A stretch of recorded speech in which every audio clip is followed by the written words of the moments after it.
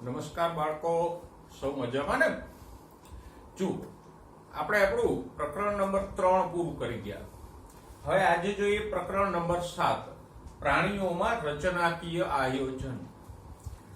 આમ સામાન્ય રીતે જુઓ તો જે પ્રકરણ નંબર 6 માં આપણે ભણ્યા વનસ્પતિ પેશીઓ અને વનસ્પતિ અંતઃસ્થ રચના, એવું જ પ્રકરણ છે.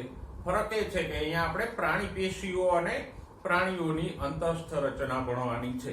તો શરૂઆતમાં આ પ્રકરણમાં આપણે પ્રાણી પેશીઓના વિવિધ પ્રકારો જોઈશું અને આ વિવિધ પ્રકારની પ્રાણી પેશીઓની રચના જોઈશું. એના પછી 3 પ્રાણીઓ, અળસિયું, વંદો અને દેડકો, એ ત્રણેયની અંતઃસ્થ રચના એટલે કે એના જુદા જુદા અંગતંત્રોની રચના વિશે અભ્યાસ કરશું. તો શરૂ કરીએ આપણું પ્રકરણ નંબર 7, પ્રાણીઓમાં રચનાકીય આયોજન. જો હવે આપણે જાણીએ છીએ કે પ્રાણીઓ હોય કે વનસ્પતિ, બધા જ સજીવો કોષોના બનેલા હોય, પણ બધા સજીવોમાં આગળનું આયોજન સરખું નથી હોતું. આપણે પ્રકરણ નંબર 1 માં પણ ભણી ગયા અને પ્રકરણ નંબર 4 માં પણ ભણી ગયા પ્રાણીઓમાં રચનાકીય આયોજન કે આયોજનના સ્તરો. કે અમુક પ્રાણીઓ ફક્ત કોષીય આયોજન ધરાવે, દાખલા તરીકે સછિદ્રા.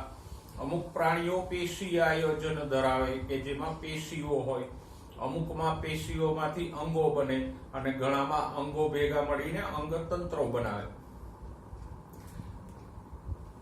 ઉદાહરણ તરીકે એક કોષીય સજીવો હોય, દાખલા તરીકે અમીબા વગેરે, અથવા તો સછિદ્રા જેવા સમુદાયના પ્રાણીઓ બહુકોષીય છે, છતાં પણ એમાં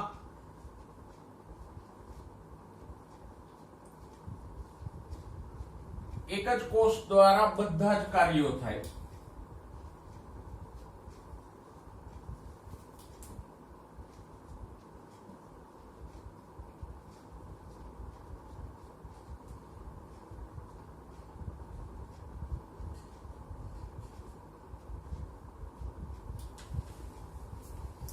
કારણ કે એનું શરીર જ એક કોષનું બનેલું છે, એટલે એક જ કોષ દ્વારા પાચન, શ્વસન, પ્રજનન, ઉત્સર્જન એ બધા જ કાર્યો એક જ કોષ દ્વારા થાય.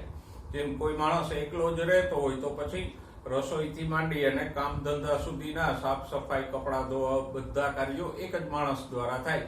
એમાં અલગ અલગ ભાગ ન પડી શકે. તો એમ અહીંયા એક કોષીય પ્રાણી છે કે જેનું શરીર એક જ કોષનું બનેલું છે, તો એમાં એક જ કોષ દ્વારા પાચન, શ્વસન, ઉત્સર્જન, પરિવહન બધા જ કાર્યો થશે. પણ બહુકોષીય સજીવોમાં જુદા જુદા કાર્યો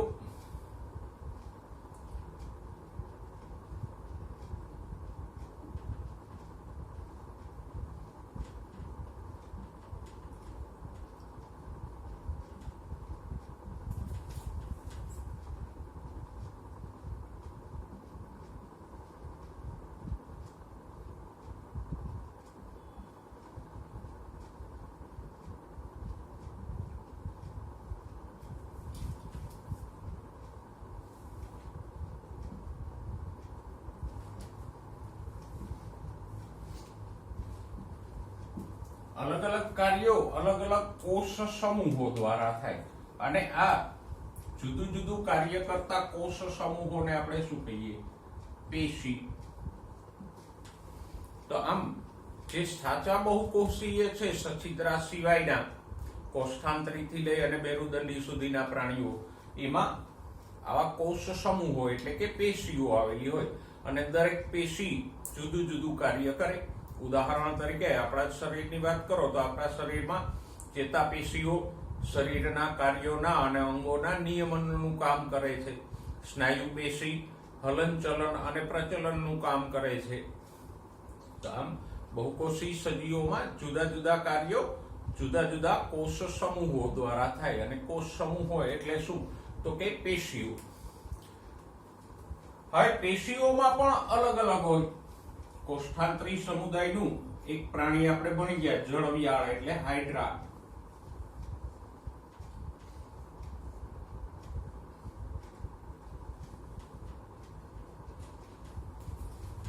એ ફક્ત પેશીઓ ધરાવે. એમાં પેશીઓમાંથી કોઈ અંગો કે અંગતંત્રો બનતા નથી.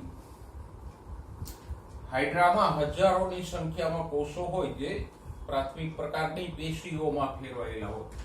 એનાથી અલગ મનુષ્ય જેવા પ્રાણીઓમાં અબજોની સંખ્યામાં કોષો હોય અને એમાં પેશીઓ તો જોવા મળે, પણ પેશીઓમાંથી આપણે જાણીએ છીએ પેશીઓ ભેગી મળીને અલગ અલગ અંગો બનાવે અને અંગો ભેગા મળીને અંગતંત્રો બનાવે. તો અહીંયા પેશીઓ અંગો અને અંગતંત્ર સ્વરૂપે સંગઠિત થઈ અને કાર્ય કરશે. પણ કાર્ય તો એ જ છે, પેશીઓ અલગ અલગ પ્રકારની છે, દરેક પેશીના કોષોના લક્ષણો અને કાર્યો જુદા છે. તો જુદી જુદી પેશીઓ જુદું જુદું કાર્ય કરશે. હાઇડ્રામાં એ પેશી સ્વરૂપે જ કામ કરે છે, જ્યારે મનુષ્ય જેવા પ્રાણીઓમાં એ પેશીઓ સંગઠિત થઈ અને અંગો બનાવે અને અંગતંત્રો બનાવે, તો એ સ્વરૂપે કામ કરશે. પણ સરવાળે આપણે કહી શકીએ કે બહુકોષી પ્રાણીઓમાં જુદી જુદી પેશીઓ આવેલી હોય જે જુદા જુદા કાર્યો કરે. ઓકે, પેશી રચનાઓથી ફાયદો શું થાય? તો કે પેશી રચનાથી શ્રમ વિભાજન થાય.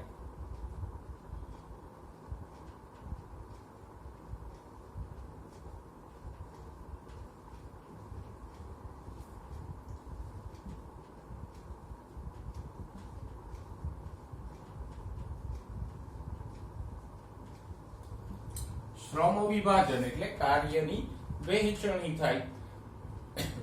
જેમ કે એક પરિવાર હોય અથવા તો કોઈ મોટી ફેક્ટરી હોય તો એમાં શ્રમ વિભાજન આપણને કાર્યનું વિભાજન જોવા મળે કે અમુક લોકો એક કાર્ય કરતા હોય, બીજા અમુક લોકો બીજું કાર્ય કરતા હોય, ત્રીજા અમુક લોકો વળી ત્રીજું કોઈ કાર્ય કરતા હોય.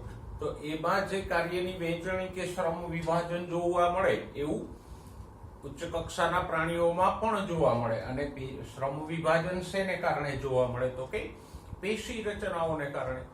જે પ્રાણીઓમાં પેશી રચના નથી એમાં બધા જ કાર્યો સ્વતંત્ર કોષો દ્વારા થાય છે, દરેક કોષ દરેક કામ કરે. જ્યારે અહીંયા જુદી જુદી પેશીઓ જુદું જુદું કાર્ય કરતી હોય છે. હમણાં મેં ઉદાહરણો આપ્યા એમ કે ચેતાપેશી શરીરના અંગો અને કાર્યોનું નિયમન કરે, સ્નાયુ પેશી હલનચલન અને પ્રચલનનું કાર્ય કરે. તો એમાં અહીંયા કાર્યની વહેંચણી કે શ્રમ વિભાજન જોવા મળે પેશીઓને કારણે. ઓકે, અલગ અલગ પેશીઓ ભેગી મળી અને જુદા જુદા અંગોનું નિર્માણ કરે. જેમ કે હૃદય, જઠર, ફેફસા, મૂત્રપિંડ, એ બધા અંગો તો એવા છે કે એમાં બધા પ્રકારની પેશીઓ જોવા મળે. પ્રાણી પેશીઓ મુખ્ય 4 પ્રકારની હોય. તો આ અંગો જે છે હૃદય, પછી ફેફસા, મૂત્રપિંડ, જઠર, એ બધામાં 4 પ્રકારની પેશીઓ જોવા મળશે. તો આમ એક કે એક કરતા વધારે પેશીઓ ભેગી મળી અને અંગોની રચના કરે. પછી જુદા જુદા અંગો ભૌતિક કે રાસાયણિક રીતે સંગઠિત થઈ એટલે કે સાથે મળીને કાર્ય કરે તો એને શું કહીએ આપણે? અંગતંત્રો. દાખલા તરીકે મુખ, કંઠનળી, અન્નનળી, જઠર, નાનું આંતરડું, મોટું આંતરડું, એ બધા અંગો ભેગા મળી અને એક જ નિશ્ચિત કાર્ય કરે છે, કયું? ખોરાકના પાચનનું. તો આપણે એને શું કહીએ? પાચન તંત્ર. પછી નાકથી લઈ અને શ્વાસ નળી અને ફેફસાઓ શ્વસનનું કામ કરે છે, તો એને શું કહીશું? શ્વસન તંત્ર. તો આમ જુદા જુદા અંગો ભેગા મળીને અંગતંત્રોની રચના કરે, એ તો આપણે જાણીએ જ છીએ. ઓકે, હવે આગળ વધીએ, પ્રાણી પેશીના પ્રકારો પાડીએ. પ્રાણી પેશીઓ મુખ્યત્વે 4 પ્રકારની હોય છે. પ્રાણી પેશીના આ 4 પ્રકારો કયા છે? તો કે નંબર 1 અધિચ્છદ પેશી,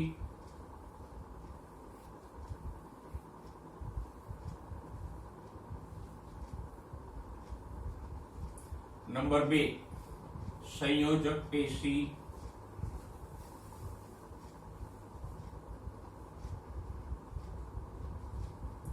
નંબર 3 સ્નાયુ પેશી,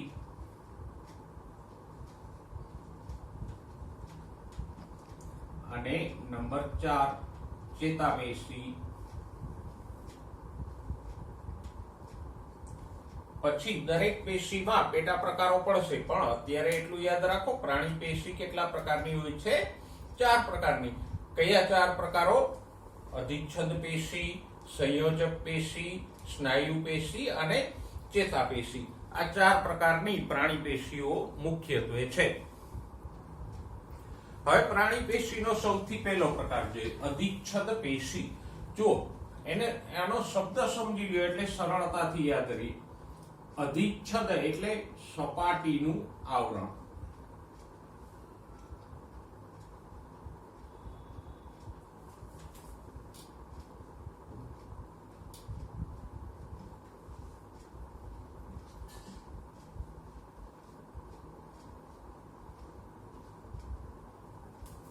દાખલા તરીકે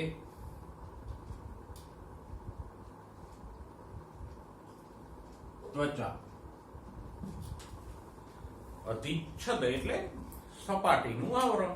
જો વનસ્પતિ પેશીઓમાં 6થા ચેપ્ટરમાં પણ આપણે ભણીએ એક શબ્દ આવો જ કયો, અધિસ્તર.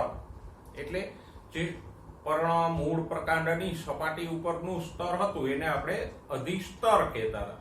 અહીંયા અધિચ્છદ, અચ્છદ એટલે આવરણ. તો સપાટીનું સ્તરને બદલે આપણે શબ્દ વાપરો સપાટીનું આવરણ, અધિચ્છદ. તો સામાન્ય શરીર કે અંગોની સપાટી ઉપર જે આવરણ હોય એમાં કઈ પેશી હોય? અધિચ્છદ પેશી. દાખલા તરીકે ત્વચાનું આવરણ.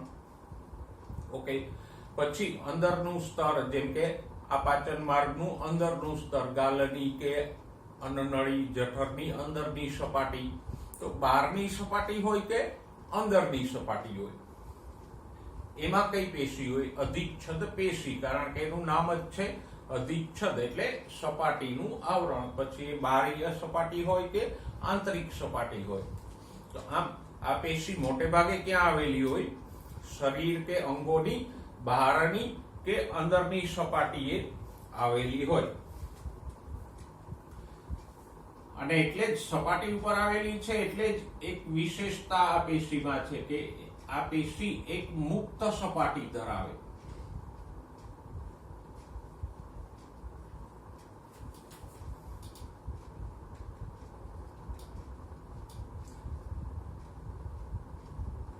મુક્ત એટલે ખુલ્લી સપાટી ધરાવે.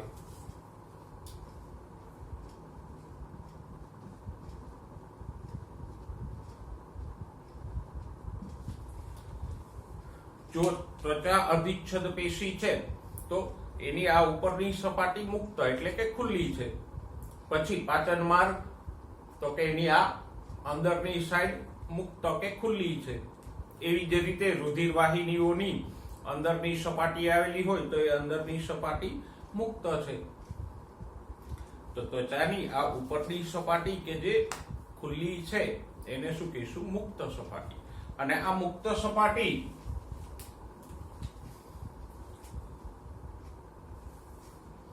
પર્યાવરણ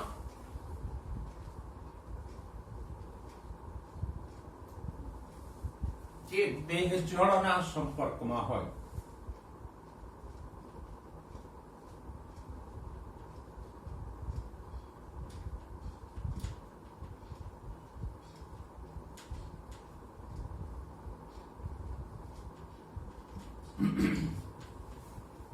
બરાબર. આ મુક્ત સપાટી જે ખુલ્લી છે એ અન્ય પેશીઓ સાથે સંપર્કમાં ના હોય. દાખલા તરીકે ત્વચા છે તો ત્વચાની અંદરની સપાટી છે એ બીજી પેશીઓના સંપર્કમાં છે, ખુલ્લી નથી. પણ આ સપાટી મુક્ત છે તો એ પર્યાવરણના સંપર્કમાં છે. અથવા તો અંદરની બાજુએ હોય તો દેહ જળના સંપર્કમાં હોય. દાખલા તરીકે રુધિરવાહિનીઓની અંદરની સપાટી અધિચ્છદ પેશીની બનેલી છે તો એની એકોના સંપર્કમાં હોય. દેહ જળ એટલે કે રુધિરના સંપર્કમાં હોય.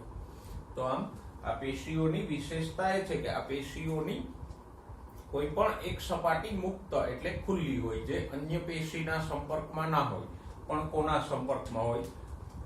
પર્યાવરણ કે દેહ જળ. દાખલા તરીકે ત્વચાની મુક્ત સપાટી પર્યાવરણના સંપર્કમાં છે, જ્યારે રુધિરવાહિનીઓની અંદરની જે સપાટી છે અધિચ્છદ એ દેહ જળના સંપર્કમાં છે. તો આ પેશીની વિશેષતા છે. હવે પેશી રચનાની વાત કરીએ. અધિચ્છદ પેશીની રચનામાં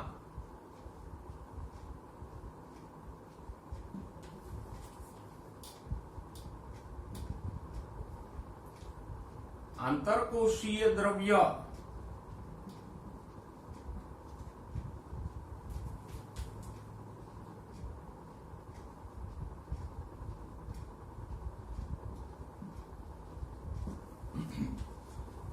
ઓછું છે અને આથી કોષો સઘન એટલે ગીચ ગોઠવણી ધરાવે છે.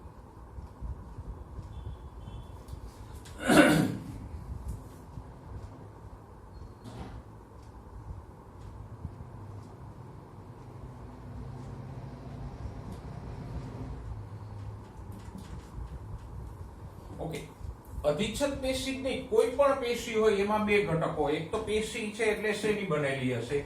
કોષોની. પણ કોષોની સાથે સાથે પેશીમાં એક અકોષીય આંતરકોષીય દ્રવ્ય પણ હોય. બધી જ પેશી, પ્રાણી પેશીમાં કોષોની સાથે એક આવું આંતરકોષીય દ્રવ્ય પણ હોય. એ આપણે સંયોજક પેશી ભણશું ત્યારે સારી રીતે સમજાઈ જશે આંતરકોષીય દ્રવ્ય. અત્યારે એટલું યાદ રાખો, દરેક પેશીમાં શું હોય? કોષો હોય, સાથે સાથે આંતરકોષીય દ્રવ્ય પણ હોય. પણ અધિચ્છદ પેશીમાં આ આંતરકોષીય દ્રવ્યનું પ્રમાણ ઓછું છે, એટલે કોષો ગીચોગીચ ગોઠવાયેલા હોય. ઉદાહરણ તરીકે જો હું અસ્થિ કે કાસ્થિ પેશી દોરું તો કાસ્થિમાં આ કોષો છે, પણ કાસ્થિ પેશીમાં આંતરકોષીય દ્રવ્ય વધારે હોય. આંતરકોષીય એટલે કોષો વચ્ચેનું, જેમ આંતરરાષ્ટ્રીય એટલે દેશો વચ્ચે, બે દેશો વચ્ચેનું, એમ આંતરકોષીય એટલે કોષોની વચ્ચેનું દ્રવ્ય. તો જો અહીંયા આ કોષો છે અને આ આંતરકોષીય દ્રવ્ય છે. તો આ કાસ્થિ પેશીમાં આંતરકોષીય દ્રવ્ય વધારે છે એટલે કોષો દૂર દૂર હશે, છૂટા છવાયા. જ્યારે અધિચ્છદ પેશીમાં આંતરકોષીય દ્રવ્ય તદ્દન ઓછું છે એટલે એના કોષો આમ નજીક નજીક હોય, સઘન ગોઠવણી દર્શાવે. આમ પેશીમાં સામાન્ય રીતે બે દ્રવ્યો, બે ઘટકો હોય. કયા? કોષો હોય અને આંતરકોષીય દ્રવ્ય હોય. અને અધિચ્છદ પેશીમાં એની વિશેષતા કેવી છે? તો કે એમાં આંતરકોષીય દ્રવ્ય ઓછું છે એટલે કોષો આવી સઘન કે ગીચ ગોઠવણી ધરાવે. સંયોજક પેશીમાં આંતરકોષીય દ્રવ્ય વધારે હોય એટલે કોષો આમ છૂટા છવાયા હોય. તો આ એક વિશેષતા છે કે કઈ પેશીમાં આંતરકોષીય દ્રવ્ય ઓછું છે અને કોષો સઘન ગોઠવણી દર્શાવે છે. તો કે અધિચ્છદ પેશી. ઓકે, હવે કોષોની ગોઠવણીની વાત કરીએ તો કે કોષો અહીંયા એક અકોષીય આધાર કલા પર ગોઠવાયેલા હોય. અકોષીય એટલે એવું દ્રવ્ય જે કોષોનું બનેલું ના હોય. દાખલા તરીકે વાળ અકોષીય છે, એ કોષોથી બનેલા નથી. તો જે પદાર્થ શરીરનો જે ઘટક કોષોથી ન બનેલો હોય એને શું કહીશું? અકોષીય. તો અહીંયા કોષો એક અકોષીય આધાર કલા પર ગોઠવાયેલા હોય.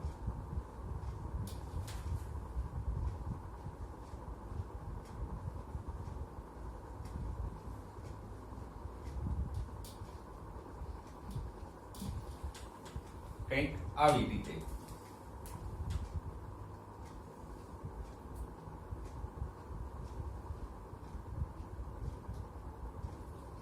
આ અકોષીય આધાર કલા છે.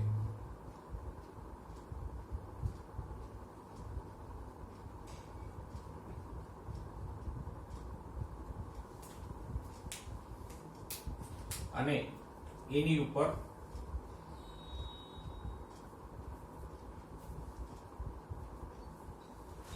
આમ કોષો ગોઠવાયેલા હોય.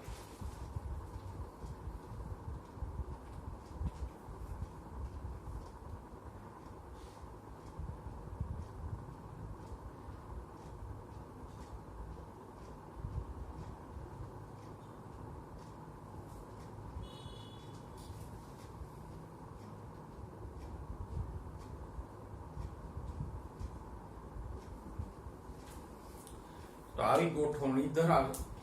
હવે બોર્ડ ઉપર મેં જે કાંઈ લખ્યું છે બધું ભેગું કરીને તમને એક એમસીક્યુ પૂછી શકે કે આપેલ પૈકી કઈ પેશી અંગોની સપાટી પર હોય, એક મુક્ત સપાટી ધરાવતી, આંતરકોષીય દ્રવ્ય એમાં ઓછું હોય, કોષો સઘન ગોઠવણી ધરાવતા હોય અને કોષો એક અકોષીય આધાર કલા પર ગોઠવાયેલા હોય. હવે આવો લાંબો પ્રશ્ન આવે એટલે આપણે પેલા પ્રશ્નની સાઈઝ જોઈને જ અટવાઈ પડીએ કે આમાં તો કંઈક અઘરું હશે.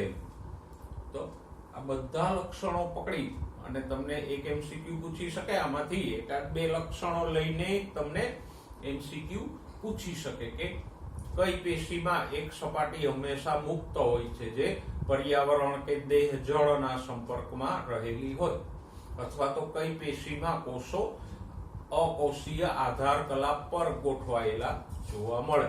તો જવાબ આવશે અધિચ્છદ પેશી. બરાબર. તો આ લક્ષણોને યાદ રાખજો જેથી કરીને આપણને જવાબો આવડી જાય. ઓકે, હવે અધિચ્છદ પેશીના પ્રકારોની વાત કરીએ. તો અધિચ્છદ પેશીના બે પ્રકારો પડે મુખ્ય. કયા? તો કે સરળ અધિચ્છદ અને સ્ત્રુત અધિચ્છદ અથવા સંયુક્ત અધિચ્છદ. પછી આગળ એના પેટા પ્રકારો પડશે એ આપણે જોઈશું. ઓકે, પણ અધિચ્છદ પેશીના પ્રકારો જોતા પહેલા એકાદ બે બાબતોની ચર્ચા કરી લઈએ. પેલું તો અધિચ્છદ પેશીનું કાર્ય. તો કે એ રક્ષણ, શોષણ કે સ્ત્રાવનું કાર્ય કરે. દાખલા તરીકે જુઓ, ત્વચા છે એ અધિચ્છદ પેશી છે, તો એ આપણા શરીરનું રક્ષણ કરે છે. પછી ઘણી અધિચ્છદ પેશીઓ, દાખલા તરીકે આંતરડાનું અંદરનું સ્તર છે અસ્તર, તો એ પણ અધિચ્છદ પેશી છે. એ શું કરે? પચેલા ખોરાકનું શોષણ કરે છે. અને ગ્રંથિઓમાં જે અધિચ્છદ પેશી આવેલી હોય એ અલગ અલગ પદાર્થોનો સ્ત્રાવ કરે. દાખલા તરીકે સ્વાદુપિંડ છે તો એ પણ અધિચ્છદ પેશી ધરાવે છે, તો એ સ્વાદુ રસનો સ્ત્રાવ કરશે. યકૃત એ પણ અધિચ્છદ પેશી ધરાવે છે, તો એ પિત્તરસનો સ્ત્રાવ કરશે. તો આમ રક્ષણ દાખલા તરીકે ત્વચા, શોષણ દાખલા તરીકે આંતરડાનું અસ્તર, અને સ્ત્રાવ દાખલા તરીકે યકૃત, સ્વાદુપિંડ કે અંતઃસ્ત્રાવી ગ્રંથિઓ. આ ત્રણ એના મુખ્ય કાર્યો છે. કયા? રક્ષણ, શોષણ અને સ્ત્રાવ. ઓકે, બીજો એક મુદ્દો પણ જોઈ લે પ્રકારો ઉપર જતા પહેલા. તો કે એ છે કોષીય જોડાણો.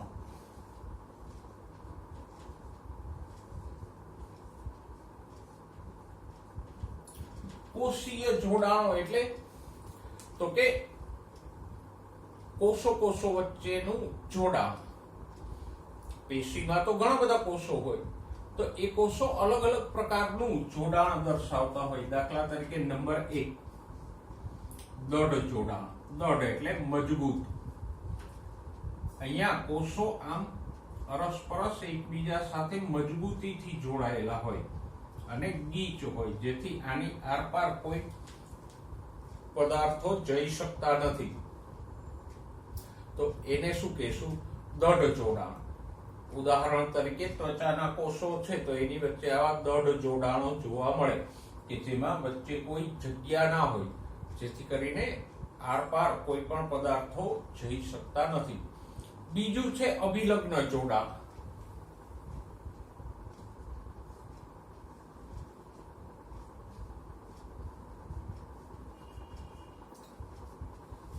એ જોડાણ એવા પ્રકારનું છે કે એમાં કોષો એકબીજા સાથે સંકળાયેલા હોય અને કોષો વચ્ચે આવી આપલે થઈ શકે, પદાર્થોની આપલે થઈ શકે.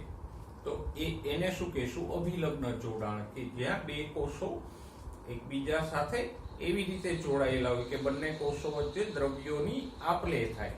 અને ત્રીજા પ્રકારનું જોડાણ છે અવકાશી જોડાણ.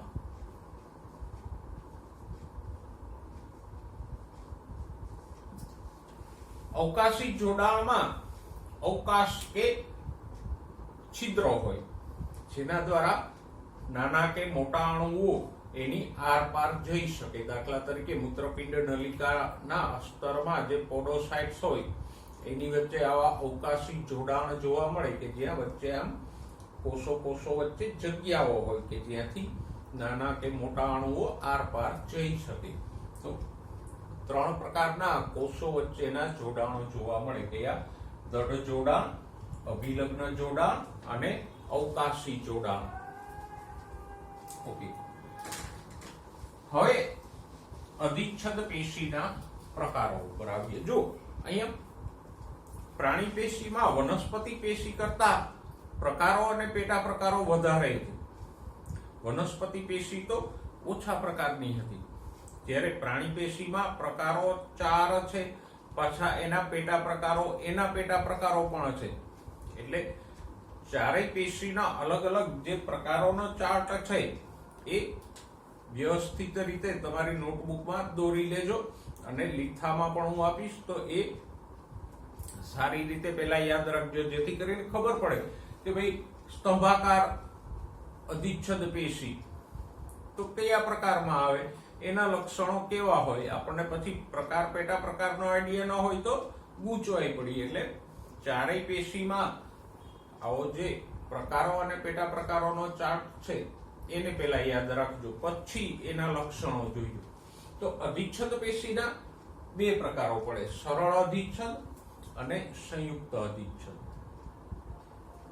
સરળ અધિચ્છદ ના 3 પેટા પ્રકારો પડે: લાદીસમ અધિચ્છદ, ઘનાકાર અધિચ્છદ અને સ્તંભાકાર અધિચ્છદ. પણ પહેલું તો એ કે સરળ અધિચ્છદ કોને કહેવાય? તો કે જ્યાં આધાર કલા ઉપર કોષોનું એક જ સ્તર આવેલું હોય એને શું કહીશું? સરળ અધિચ્છદ. તો અહીંયા આપણે લખી શકીએ સરળ અધિચ્છદ કોને કહેવાય? તો કે આધાર કલા ઉપર કોષોનું એક જ સ્તર હોય.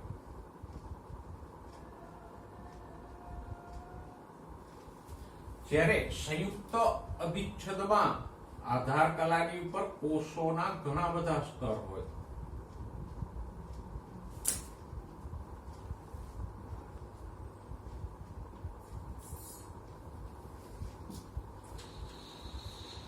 જો એક સામાન્ય રચના આપણે દોરીએ તો આપણે ભણ્યા કે અધિચ્છદ પેશીમાં આવી એક અકોષીય આધાર કલા હોય, આમ કોષો વગરની, અને એની ઉપર કોષો ગોઠવાયેલા હોય. તો સરળ અધિચ્છદ પેશીમાં આમ અલગ અલગ આકારના કોષોનું એક જ સ્તર હોય, જ્યારે સંયુક્ત અધિચ્છદ પેશીમાં આમ કોષોના ઘણા બધા સ્તરો હોય.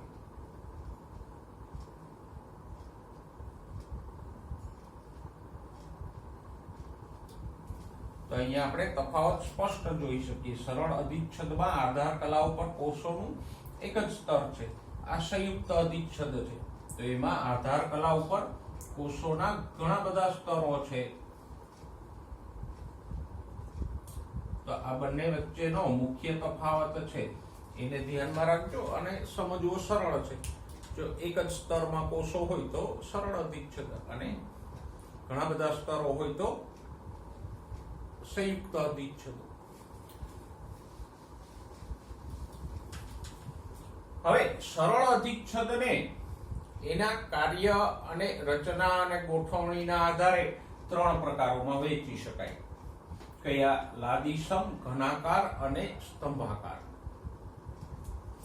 લાદીસમ, જો ત્રણેય પ્રકારનું નામ પ્રમાણે, એના આકાર પ્રમાણે જ નામ છે. લાદીસમ, લાદીસમ, લાદી જેવા. લાદી કેવી હોય? ચોરસ. ચોરસનું મહત્વ નથી, પણ લાદી કેવી હોય તો કે ચપટી હોય. એની લંબાઈ પહોળાઈ વધારે હોય પણ જાડાઈ ઓછી હોય. તો અહીંયા પણ આધાર કલા ઉપર એવા જ કોષો આવેલા હોય.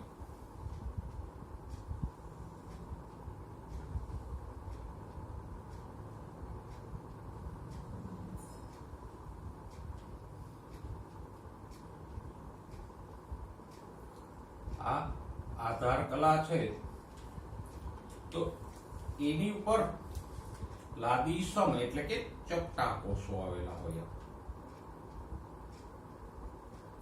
પછી એ ચોરસ હોય એ જરૂરી નથી, બહુકોણીય પણ હોઈ શકે. આમ બહુકોણીય એટલે 5 કે 6 ખૂણા વાળા પણ હોઈ શકે.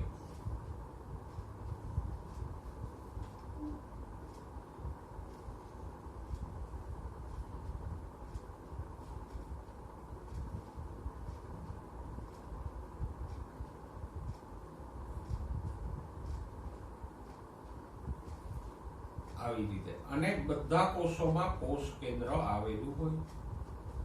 તો આમ લાદીસમ એટલે લાદી જેવા ચપટા અને પહોળા કોષો હોય એ પેશીને આપણે શું કહીશું? લાદીસમ અધિચ્છદ.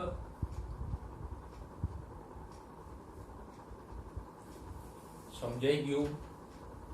ઓકે. આ પેશી ક્યાં હોય? તો કે મુખ્યત્વે રુધિરવાહિનીઓ અને ફેફસાના વાયુ કોષ્ઠોમાં હોય.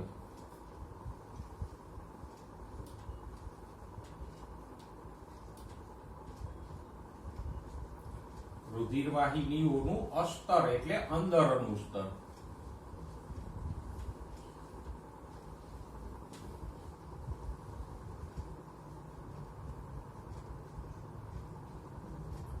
અને ફેફસામાં આવેલા વાયુ કોષ્ઠોમાં હોય.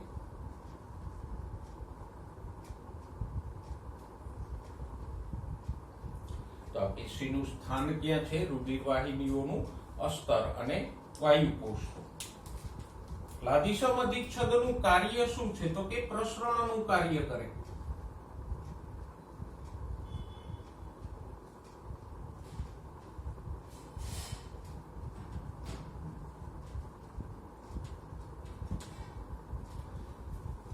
ઉદાહરણ તરીકે જો ફેફસાના વાયુ કોષ્ઠમાં આ લાદીસમ અધિચ્છદ હોય તો ફેફસાના વાયુ કોષ્ઠમાં આવેલો ઓક્સિજન અહીંથી પ્રસરણ પામી અને રુધિરમાં જાય, અને રુધિરનો CO2 પ્રસરણ પામી અને વાયુ કોષ્ઠમાં આવે. તો આ લાદીસમ અધિચ્છદની આરપાર પ્રસરણ થાય. અને લાદીસમ અધિચ્છદ પ્રસરણ માટે એટલે ઉપયોગી છે કે એની જાડાઈ ઓછી છે, તો સહેલાઈથી કોષો આરપાર જઈ શકે. વધારે જાડાઈ હોય તો પ્રસરણ પામતા વાર લાગે. આમ આ લાદીસમ અધિચ્છદની જાડાઈ ઓછી છે એટલે એની આરપાર સરળતાથી પ્રસરણ થઈ શકે. અને એટલે જે વાયુ કોષ્ઠોમાં હોય કે જ્યાંથી O2 CO2 નું પ્રસરણ થાય, રુધિરવાહિનીના અસ્તરમાં હોય કે જ્યાં રુધિર અને કોષો વચ્ચે O2 CO2 પોષક દ્રવ્યો, ઉત્સર્ગ દ્રવ્યોનું પ્રસરણ થતું હોય. ઓકે. નેક્સ્ટ બીજો પ્રકાર જોઈએ આપણે.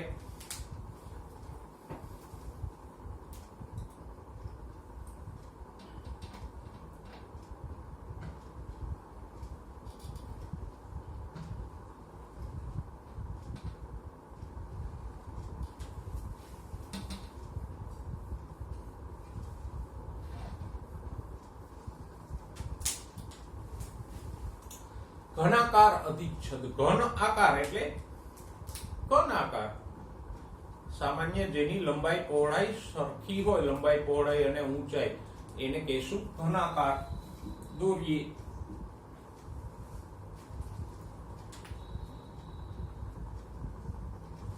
આ આધાર કલા છે. તો એની ઉપર ચપટાને બદલે ઘનાકાર કોષો હોય. આમ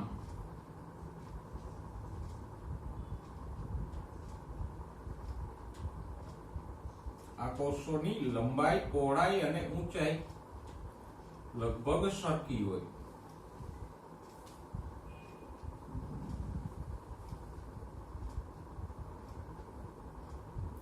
ઉપરથી ભલે એ ચોરસ, ચતુષ્કોણીય હોય કે આમ બહુકોણીય હોય.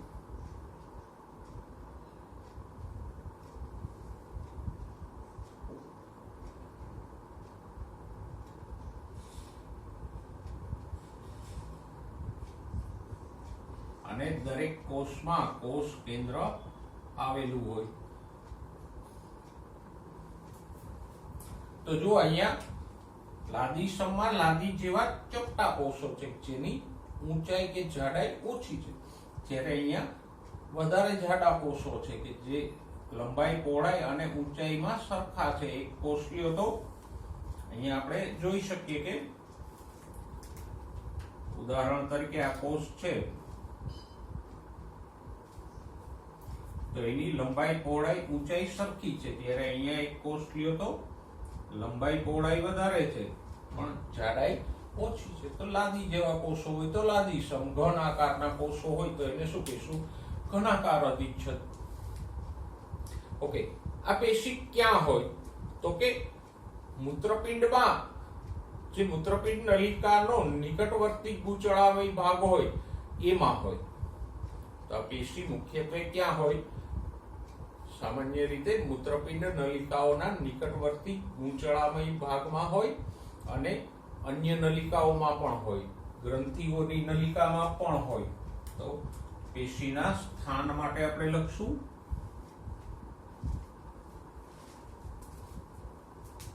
ગ્રંથિઓની નલિકાઓ,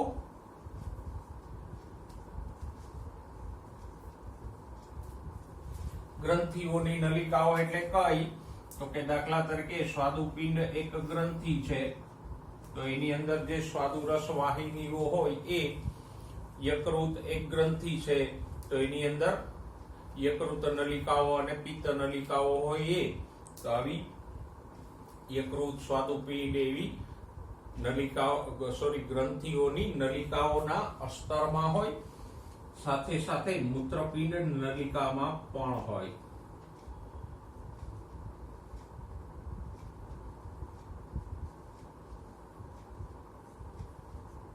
અને આ નલિકાઓના અસ્તરમાં એટલે અંદરના સ્તરમાં હોય.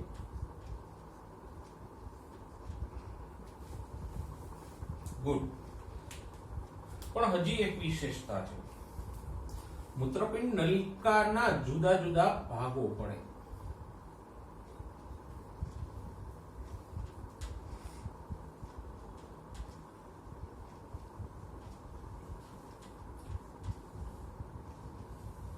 એના કયા ભાગ? તો કે પીસીટી, પ્રોક્સિમલ કોન્વ્યુલેટેડ ટ્યુબ્યુલ, એટલે નિકટવર્તી ગૂંચળામય ભાગ. પીસીટી એટલે નિકટવર્તી ગૂંચળામય ભાગ. એ આપણે ઉત્સર્જન વાળા ચેપ્ટરમાં ભણશું, ચિંતા કરવાની જરૂર નથી. આ નિકટવર્તી ગૂંચળામય ભાગ કે પીસીટી માં જે કોષો હોય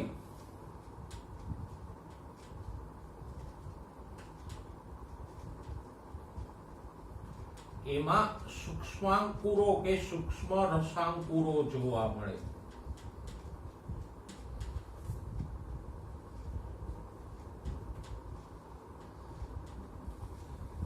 મતલબ કે એક કોષને જરા બાજુમાં હું દોરું, જરા મોટો કરીને કોષનો એક ભાગ દોરીએ તો આ આધાર કલા છે. એની ઉપર આમ કોષની સપાટી ઉપર આવા ટૂથબ્રશના દાંતા જેવા અસંખ્ય સૂક્ષ્માંકુરો જોવા મળશે.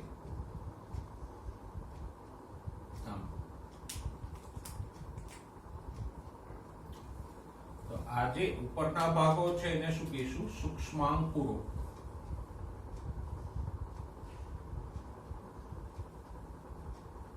કે સૂક્ષ્મ રસાંકુરો. આવું એટલા માટે હોય કે એને કારણે શોષણ સપાટીનો વિસ્તાર વધે. જો કોષની સપાટી આમ સીધી હોય તો એટલી જ સપાટી મળે, પણ એની ઉપર આવા અસંખ્ય સૂક્ષ્મ રસાંકુરો હોય તો શોષણ માટે કેટલી બધી સપાટી વધી જાય. ઓકે, અને એટલે જ આ પેશીનું મુખ્ય કામ શું છે? તો કે શોષણનું કાર્ય કરે.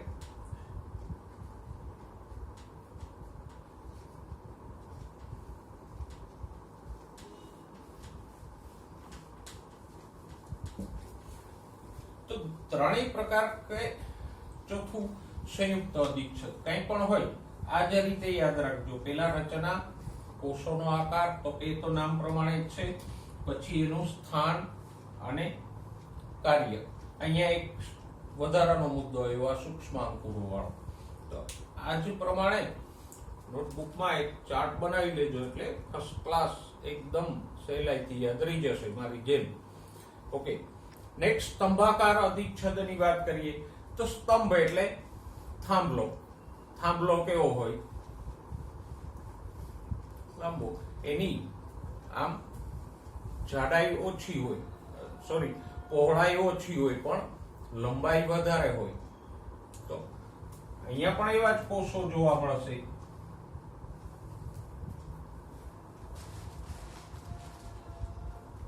આ આધાર કલા છે, એની ઉપર કોષો કેવા હોય? તો કે આમ.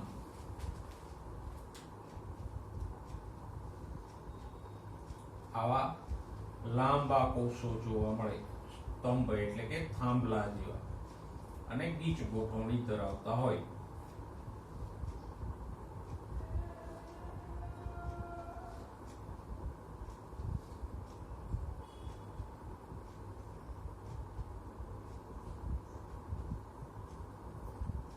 દરેકમાં કોષ કેન્દ્ર પણ હોય.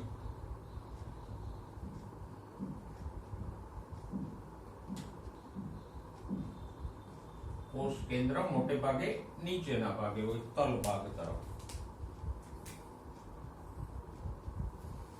તો જુઓ, નામ પ્રમાણે જ છે. લાદી જેવા ચપટા કોષો હોય તો લાદી સમ. ઘન આકારના એટલે લંબાઈ પહોળાઈ જાડાઈમાં સરખા હોય તો ઘનાકાર, અને જેની ઊંચાઈ વધારે હોય લંબાઈ પહોળાઈ કરતા એ સ્તંભાકાર. ઓકે, તો આવા પાતળા અને લાંબા કોષોના એક જ સ્તરથી બનેલ હોય. કોષ કેન્દ્ર તલ ભાગે એટલે મોસ્ટલી થોડા નીચેના તરફ હોય. ઓકે, અહીંયા પણ ઘણીવાર મુક્ત સપાટી છે આવા રસાંકુરો ધરાવે, એટલે કે આ ઉપરની ખુલ્લી સપાટી હોય એ ઘણીવાર રસાંકુરો ધરાવે. દાખલા તરીકે પાચન માર્ગનું અસ્તર ક્યાં આવેલી હોય? તો કે જઠર અને આંતરડાની અંદરની દિવાલમાં. આ પેશી ક્યાં આવેલી હોય?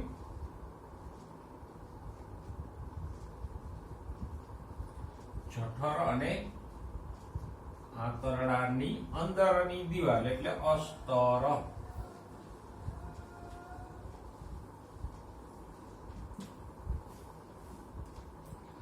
ઘણીવાર સૂક્ષ્મ રસાંકુરો ધરાવે.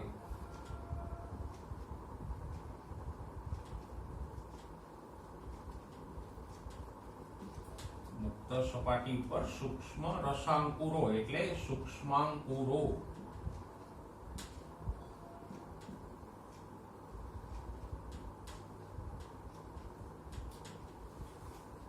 અને આનું પણ મુખ્ય કાર્ય શું છે? તો કે શોષણ. પચેલા ખોરાકનું શોષણ કરી લે, અને ઘણીવાર સ્ત્રાવ પણ કરે પાચક રસોનો. ઓકે, જઠરમાં હોય તો એ જઠર રસનો સ્ત્રાવ કરે, આંતરડાની દિવાલમાં હોય તો આંતર રસનો સ્ત્રાવ કરે, અને સાથે સાથે અમુક કોષો પચેલા ખોરાકનું શોષણ પણ કરી લે. એટલે આ બે કામ કરશે, શોષણ અને સ્ત્રાવ. તો આપણે આ લાદીસમ અધિચ્છદના 3 પ્રકારો જોયા. એને આવી જ રીતે યાદ રાખજો, પહેલું લાદીસમ, એના કોષોનો આકાર, પછી સ્થાન કાર્ય, આકાર સ્થાન કાર્ય, આકાર સ્થાન અને કાર્ય, એ જ રીતે બધાને યાદ રાખજો. ઓકે, હવે આ જે સ્તંભાકાર અધિચ્છદ છે એમાં ઘણીવાર બે રૂપાંતરણો પણ જોવા મળે. સ્તંભાકાર અધિચ્છદમાં ઘણીવાર બે રૂપાંતરણો પણ જોવા મળે. એક હોય પક્ષમલ અધિચ્છદ,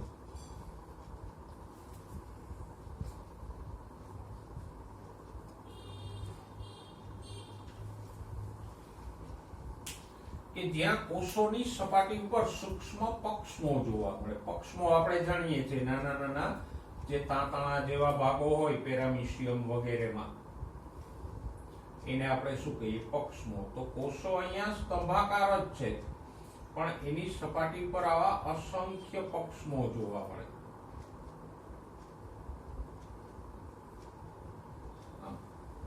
તો આવા પક્ષમો છે, માટે આપણે એને શું કહીશું? પક્ષમલ અધિચ્છદ. તો જે સ્તંભાકાર પેશી પક્ષમો ધરાવતી હોય એને આપણે શું કહીશું? પક્ષમલ. ઘણીવાર ઘનાકારની ઉપર પણ પક્ષમો જોવા મળે, તો પક્ષમો વાળી પેશીને આપણે શું કહીશું? પક્ષમલ અધિચ્છદ, અથવા પક્ષમલ ઘનાકાર કે પક્ષમલ સ્તંભાકાર, એવી રીતે આપણે એને નામ આપશું. અને એ કામ શું કરે? તો કે શ્લેષ્મા કે અંડકોષો જેવા ભાગોને, જેવા ઘટકોને ચોક્કસ દિશામાં ધકેલવાનું કામ કરે. આ પક્ષમલ અધિચ્છદ હોય ક્યાં? તો કે શ્વાસ માર્ગમાં કે અંડવાહિની જેવા ભાગોમાં પક્ષમલ અધિચ્છદ હોય. શ્વાસ માર્ગનું અંદરનું સ્તર કે અંડવાહિનીનું અંદરનું સ્તર છે, એમાં પક્ષમલ અધિચ્છદ હોય. અને એનું કામ શું છે? તો કે આ પક્ષમોનું એક સરખું હલનચલન થાય, આમ એટલે અંડકોષ કે શ્લેષ્મ ચોક્કસ દિશામાં ધકેલાય. શ્લેષ્મ એટલે ચિકાસયુક્ત પદાર્થ, દાંત શ્લેષ્મ છે. તો શ્વાસ માર્ગમાં જે પક્ષમલ અધિચ્છદ હોય એના પક્ષમોના હલનચલનથી શ્લેષ્મ બહારની તરફ ધકેલાય, એ આપણે જાણીએ છીએ. ખાસ કરીને શરદી થઈ હોય અને શ્લેષ્મનો સ્ત્રાવ વધે તો આ પક્ષમલ અધિચ્છદ શ્લેષ્મને ધીમે ધીમે ધીમે બહાર તરફ ધકેલે, એટલે પછી આપણે બરાબર એ અનુભવ છે. અંડવાહિનીમાં જે અંડકોષ હોય એ પણ પક્ષમોના હલનચલનથી ગર્ભાશય તરફ ધકેલાય. તો સ્તંભાકાર અધિચ્છદનું પહેલું રૂપાંતરણ છે પક્ષમલ અધિચ્છદ, અને બીજું રૂપાંતરણ છે ગ્રંથિમય અધિચ્છદ.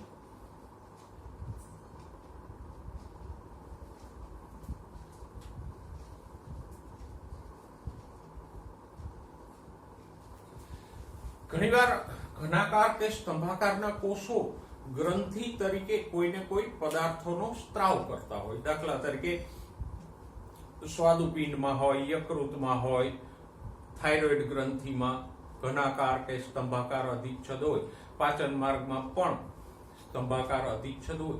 તો એવા અધિચ્છદ પેશીના કોષો જ્યારે કોઈ સ્ત્રાવ કરતા હોય ત્યારે આપણે એને શું કહીશું? ગ્રંથિલ અધિચ્છદ. સમજાણું છે? મુખ્ય ત્રણ જ પ્રકારો, પણ જો પક્ષમાં ધરાવતા હોય તો આપણે નામ આપશું પક્ષમલ અધિચ્છદ. કોઈ સ્ત્રાવ કરતા હોય તો શું કહીશું? ગ્રંથિલ અધિચ્છદ. ગ્રંથિલ અધિચ્છદના પણ બે પેટા પ્રકારો પડે. એક કોષીય ગ્રંથિ, જે એક જ કોષથી બનેલી હોય. જો લીથામાં મેં આકૃતિ આપેલી છે, એ આમ એક જ કોષથી બનેલી હોય.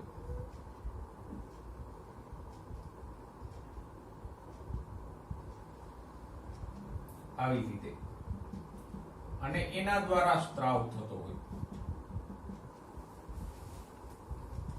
તો એક કોષીય ગ્રંથિઓ, દાખલા તરીકે આંતરડામાં આવેલા ગોબલેટ કોષો કે જે શ્લેષ્મનો સ્ત્રાવ કરે, અને બીજા સ્ત્રાવી કોષો કે જે એક જ કોષ, એટલે એક જ કોષ ન હોય પણ છૂટા છૂટા એક કોષો હોય કે જે સ્ત્રાવ કરે, કે સમૂહ ન હોય. જ્યારે અમુક ગ્રંથિઓ ઘણા બધા કોષોથી બનેલી હોય, લાઈક ધીસ આમ.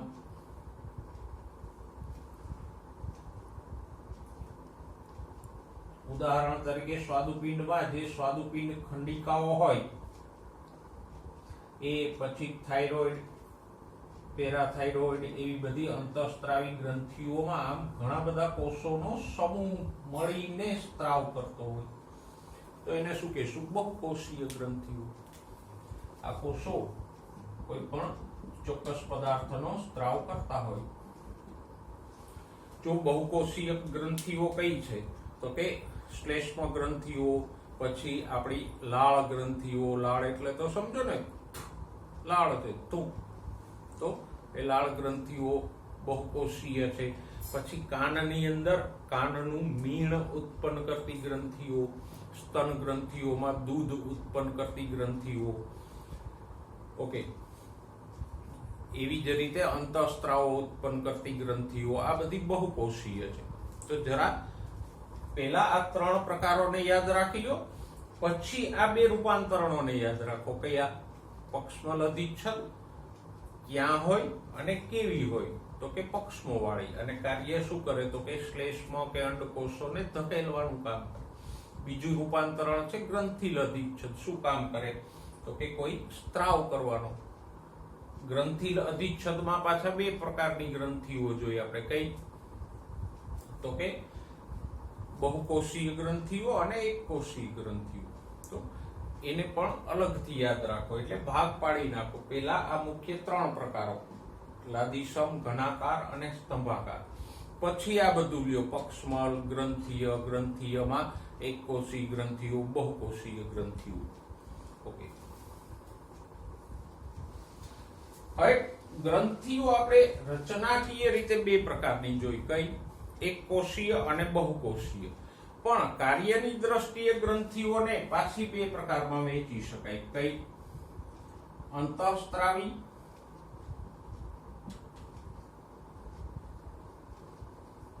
અને બીજો પ્રકાર છે બહિસ્ત્રાવી.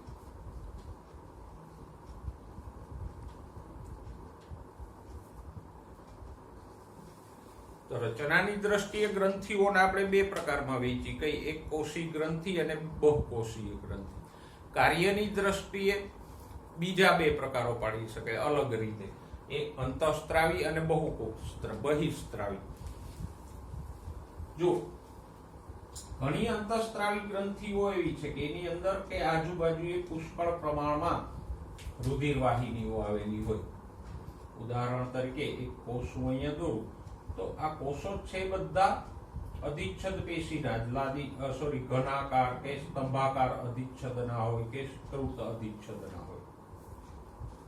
તો આવા અધિચ્છદીય કોષો આવેલા હોય, પણ એની વચ્ચે વચ્ચે પુષ્કળ પ્રમાણમાં રુધિર વાહિનીઓ હોય.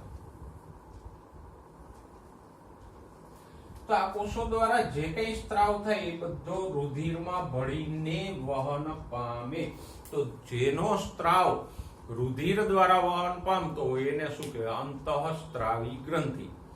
જ્યારે અમુક ગ્રંથિઓ એવી છે કે એનો સ્ત્રાવ રુધિર દ્વારા વહન નથી પામતો, પણ બીજી કોઈ નલિકા દ્વારા વહન પામે. દાખલા તરીકે આ લાળ ગ્રંથિનો હું એક કિસ્સો દોરું તો આ ગ્રંથિના કોષો છે. આમ આવી ખંડિકાઓ કે સમૂહમાં હોય તો એના દ્વારા જે લાળરસનો સ્ત્રાવ થાય એ રુધિર દ્વારા વહન નથી પામતો, પણ આવી લાળ નલિકાઓ દ્વારા વહન પામી અને મુખગુહામાં આવે. જો અહીંયા જે લાળ ગ્રંથિઓ છે તો એનો સ્ત્રાવ લાળરસ રુધિર દ્વારા વહન પામે છે, તો મોઢામાં લોહી ના આવે ના, એ લાળ નલિકાઓ દ્વારા વહન પામે છે. જ્યારે થાઇરોઇડ ગ્રંથિ છે તો એનો સ્ત્રાવ આવી કોઈ નલિકા દ્વારા વહન નથી પામતો, પણ સીધો રુધિરમાં ભળીને વહન પામે. તો જે ગ્રંથિનો સ્ત્રાવ રુધિરમાં ભળીને વહન પામે એ અંતઃસ્ત્રાવી, અને અન્ય કોઈ નલિકા દ્વારા વહન પામે એ ગ્રંથિ બહિસ્ત્રાવી થાય. સમજાઈ ગયું બરાબર? તો મેં ફરી એકવાર કહી દઉં, આ ત્રણ પ્રકારો લાદીસમ, ઘનાકાર, સ્તંભાકાર ને અલગ યાદ રાખજો. પછી પક્ષમલ ગ્રંથિલ યાદ રાખજો. ગ્રંથિલમાં એક કોષી ગ્રંથિ, બહુકોષીય ગ્રંથિ, અંતઃસ્ત્રાવી ગ્રંથિ અને બહિસ્ત્રાવી ગ્રંથિઓને યાદ રાખજો. હવે છેલ્લે જોઈએ સંયુક્ત અધિચ્છદ. તો સંયુક્ત અધિચ્છદમાં આપણે ભણી ગયા કે અહીંયા આવી આધાર કલા ઉપર, આધાર કલા તો હોય જ, પણ આધાર કલાની ઉપર કોષોના ઘણા બધા સ્તરો આવેલા હોય. આમ આ પહેલું સ્તર,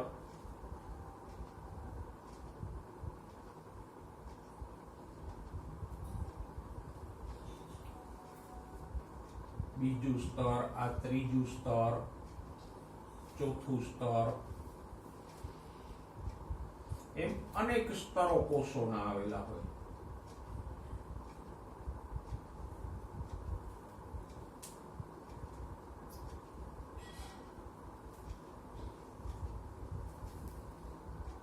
તો જો આધાર કલાની ઉપર કોષોનું એક જ સ્તર હોય, અહીંયા દર્શાવ્યું છે એમ કે અહીંયા એક જ સ્તર છે, આ તો 3 ડાયમેન્શનમાં દોર્યું એટલે પાછળના સ્તરો દેખાય.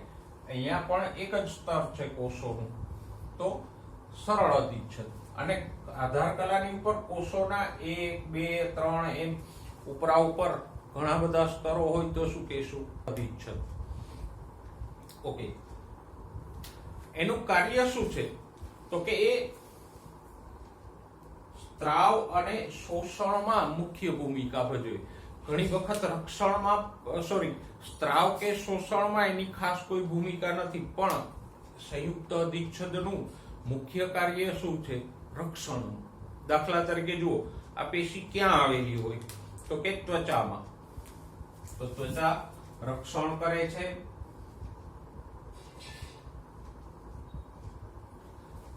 ત્વચા આપણા શરીરનું રક્ષણ કરે છે અને સતત ઘસારો થાય છે છતાંય એ ટકી રહે છે.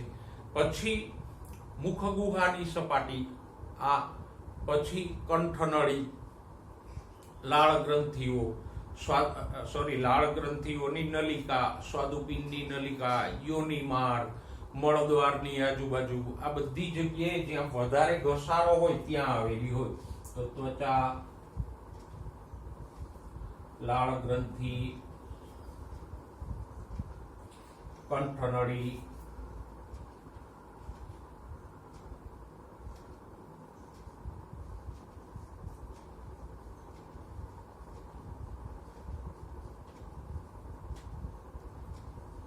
લાળ ગ્રંથિમાં નહીં, લાળ ગ્રંથિઓની નલિકાઓ, સ્વાદુપિંડ નલિકાઓ, યોનિ માર્ગ, મુખગુહાની અંદર જ્યાં વધારે ઘસારો લાગતો હોય ત્યાં આ પેશી આવેલી હોય. અને એનું મુખ્ય કાર્ય શું છે? તો કે સ્ત્રાવ કે શોષણ નું કામ વધારે નથી કરતી, પણ રક્ષણનું કામ કરે છે. ઘસારા સામે રક્ષણ આપે છે. ઓકે, તો આજે આપણે અધિચ્છદ પેશી અને એના પ્રકારો અને પેટા પ્રકારો જોયા. તો આવી જ રીતે વ્યવસ્થિત રીતે તમારી નોટબુકમાં નોંધી લેજો. કોઈ પણ પેશી હોય, દાખલા તરીકે ઘનાકાર અધિચ્છદ, તો એમાં મુખ્ય બાબત શું છે? સૌથી અગત્યનું હોય તો એ ક્યાં આવેલી છે દરેક પેશી. એના આધારે તમને વધારે એમસીક્યુ પૂછે કે ફલાણી પેશી ક્યાં આવેલી છે, અથવા તો મૂત્રપિંડ નલિકાના નિકટવર્તી ગૂંચળામય ભાગમાં કઈ પેશી આવેલી હોય. તો દરેક પેટા પ્રકારનું સ્થાન સૌથી મહત્વનું છે. અને પછી આપણે કાર્ય લીધું, તો દરેક પેશીમાં મુખ્યત્વે આપણે 2 જ મુદ્દાઓ લીધા છે. તો આવી જ રીતે આખો ચાર્ટ સારી રીતે નોંધી દરેક પેશીનું સ્થાન અને કાર્ય બરાબર યાદ રાખજો. એના આધારિત એમસીક્યુ વધારે હોય છે. ઓકે, નેક્સ્ટ ટાઈમ સંયોજક પેશી અને એના પેટા પ્રકારોની આવી જ ચર્ચા સાથે ફરીવાર મળીશું. ત્યાં સુધી સ્વસ્થ રહો, મસ્ત રહો અને ભણવામાં વ્યસ્ત રહો.